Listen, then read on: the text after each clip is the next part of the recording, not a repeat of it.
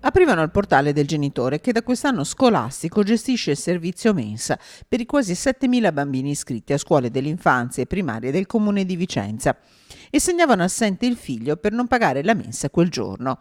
I bambini, incolpevoli attori, a scuola invece ci andavano regolarmente.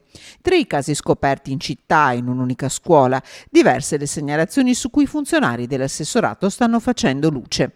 Una cattiva abitudine che il comune ha deciso di stroncare sul nascere, spiega Cristina Attolio, assessore all'istruzione. Mi ha sorpreso molto, la mia fantasia non arrivava tanto, alcuni genitori dichiaravano che i figli erano ammalati e poi li mandavano a scuola lo stesso, poiché noi da gestionale mettiamo tutti presenti, nel momento in cui ci dichiarano che sono ammalati viene eliminato il pasto, ma poi li abbiamo trovati a scuola. Mangiavano sulle spalle degli altri, questo non è corretto, non lo possiamo accettare.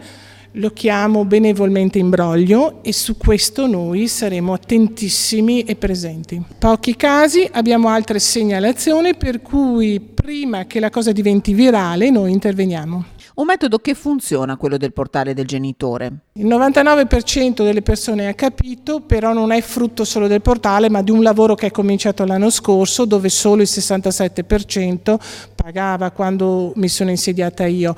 Adesso raccogliamo, i frutti di tutto il lavoro. Quasi 6.600 i bambini iscritti, una settantina quelli che fruiscono del servizio in modo discontinuo, 137 i bambini sospesi a causa delle posizioni debitorie dei genitori. 3,80 € il costo al giorno di un pasto per la scuola primaria e 3,25 € quello per la scuola dell'infanzia.